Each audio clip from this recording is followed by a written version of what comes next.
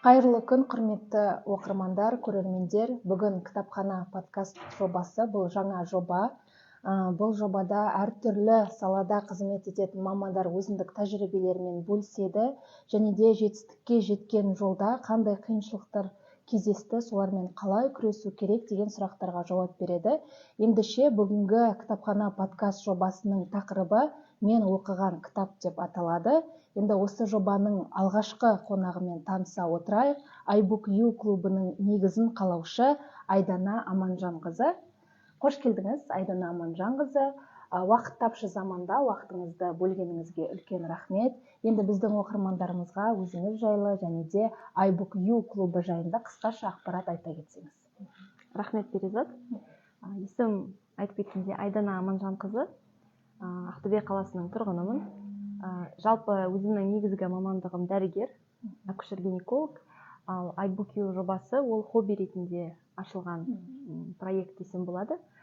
iBook.U кітап тобы 2018 жылы 15 қарашада құрылды. Бұл жалпы кітап тобы Алматыдан франшиза ретінде ашылған. Содан бері 5 жыл өтті. 5 жыл көлемінде біраз оқырмандар жиналып, бірге біраз кітаптар талқыланып, және де одан басқа әртүрлі шаралар өткізілді.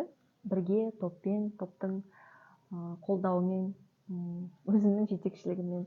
Мен енді Ақтөбе қаласындағы негізін қалаушы және жетекшісі болып саналамын. Тамаша, үлкен рахмет.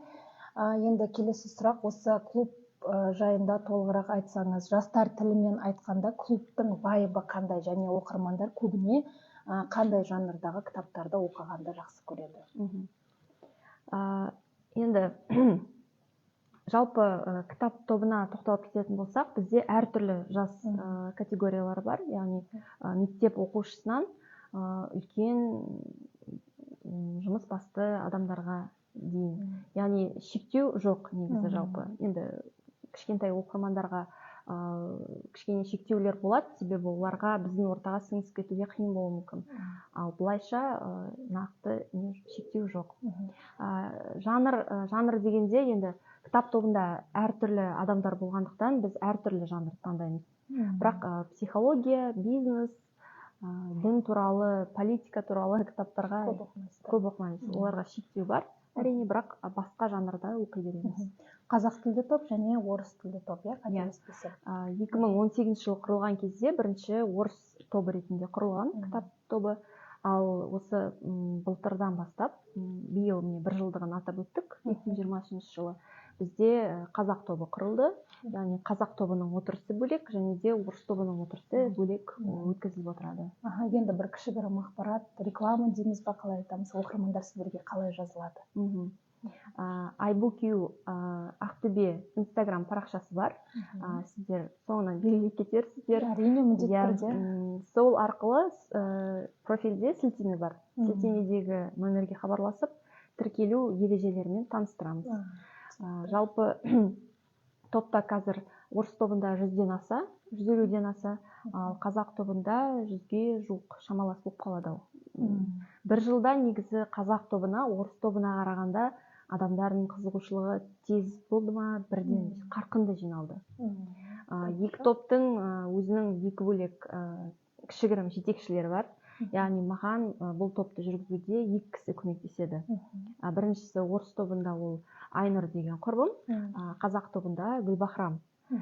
Яғни Айнұр ол топ ашылғаннан бері бірге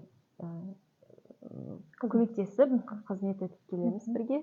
Яғни біздің мақсат жалпы оқитын адамдардың санын көбейту. Ақтөбеде жаңа бір сіз айтып кеткендей вайб ба,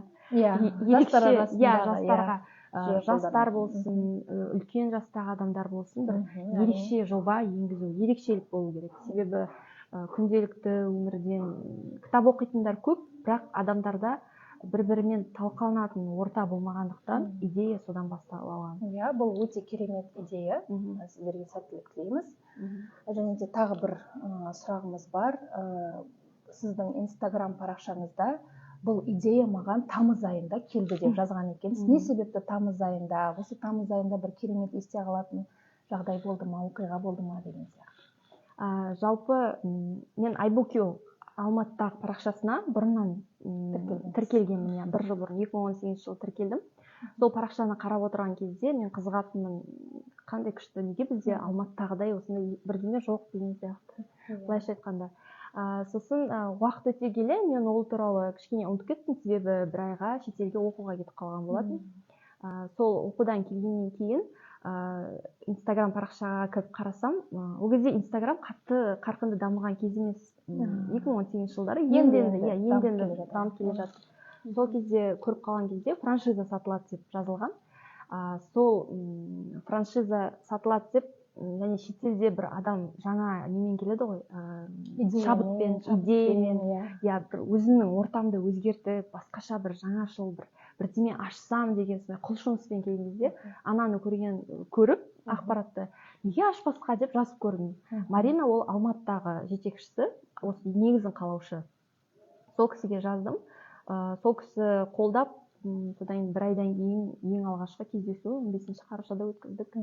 Сол ең басты идея сол болған шығар. Керемет, енді сіз жаңа айтып өттіңіз, осы iBookYou клубы қарқынды жұмыс жасап жатқанына 5 жылдай уақыт болды деп. Енді осы 5 жылда қандай нәтиже көрсете алды осы iBookYou клубы? Қоғамға қандай пайда әкелді деп ойлайсыз? 5 жылда біз ай сайын топ кездеседі ғой. Тек қана бірақ кездесулері ғана емес, бізде әртүрлі қайырымдылық шаралар өткіздік. Қайырымдылық шаралар, сонымен қатар кітап алмасулар жүргіземіз. Буккроссинг.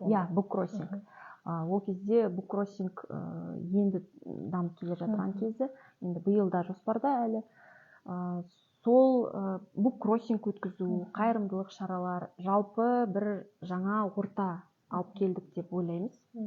Жаңа леп алып келдік деп ойлайсыздар? Жаңа леп. Сонымен қатар адамдар осы нетворкинг деп айтады ғой, кітап тобы арқылы бір-бірімен танысып, одан әрі жаңа достар. Қазір мысалы біздің топтағы оқырмандар бір-бірімен жақсы қарым-қатынаста, бір-бірімен әртүрлі шараларды бірге ұйымдастырады, өздері жеке топ болып, жеке достар болып. Ол меніңше ешкімге ешқандай пайдасы болмаса, зияны болмаған сияқты. Өте дұрыс, керемет. Енді сіз осы, мен білуімше, Ақтөбе қаласындағы ең алғашқы болып ашқан жансыз. Басқа бізде ондай клубтар жоқ, егер мен қателеспесем. Енді мен ондай конкуренция деген ондай жоқ. Мен білмеймін, егер де ашып жатса, олардың әрқайсысының өзінің бір жеке фишкасы бар. Өзінің оқырмандары болады. Өзінің оқырмандары, өзінің тобы.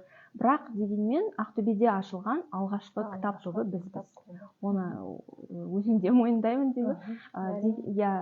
Мен қуанам, егер де басқа да ашылса, олармен бірге коллаборация істеп, бірге дамытсақ, бірге шаралар ұйымдастырсақ, ол өте тіптен жақсы болады деп ойлаймын.